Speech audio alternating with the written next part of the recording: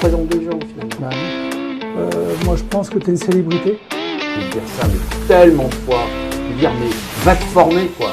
Va te former.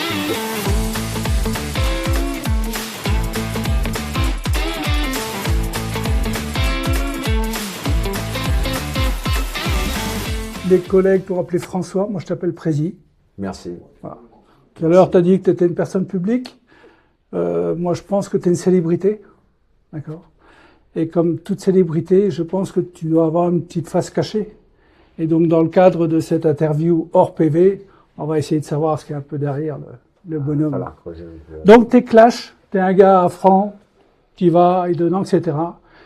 Mais je reste quand même persuadé que dans ta carrière, dans toutes tes négociations tendues, compliquées, etc., où on n'arrive pas, je suis sûr et certain qu'un jour, il y a dû avoir une phrase que tu as voulu lâcher et que tu n'as pas lâché. Ça serait laquelle? C'est marrant ta question parce que je me souviens mais tellement bien de la première négociation que j'ai faite. On est en 93, je viens d'être nommé délégué syndical, j'ai encore pas bien compris comment ça marchait.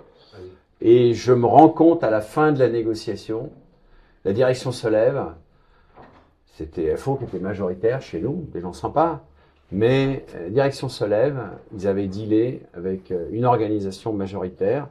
Et moi, j'avais encore plein de propositions à négocier. Et ils se lèvent, ils étaient d'accord. Et je dis, mais attendez, on n'a pas terminé. Et la direction se lève et elle dit, si, on a terminé. Sous-entendu, en fait, la négo, elle est finie et t'as pas lâché les trucs. Et donc ça m'a vachement influencé. Et dans toutes les négociations que j'ai eu à faire, qui ont été à différents niveaux, avec des interlocuteurs différents, j'ai toujours été extrêmement attentif à ouvrir dès le début de la négociation, à signifier l'espace dans lequel je me positionnais pour être un réel négociateur, c'est-à-dire un signataire potentiel à la fin. Et parfois, le truc qui me traversait la tête, j'avais envie de dire, à la direction en fait, ou ça peut être un autre interlocuteur, j'avais envie de lui dire, mais t'es vraiment le roi des cons. T'as pas identifié l'espace de négociation que j'avais ouvert devant toi. T'as rien compris au principe.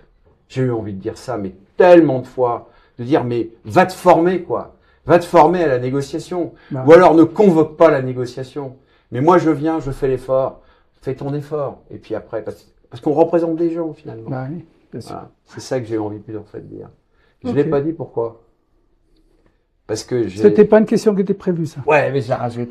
Je l'ai pas dit, pourquoi? Parce que j'ai toujours en tête, et je dis toujours ça aux gens, une négociation au jour J, tient compte de la négociation de l'année d'avant et prépare la négociation de l'année d'après. Faut jamais rien casser dans une négociation, même si elle se termine pas comme on voudrait. C'est juste. Faut toujours miser sur le temps long. C'est juste. C'est marrant.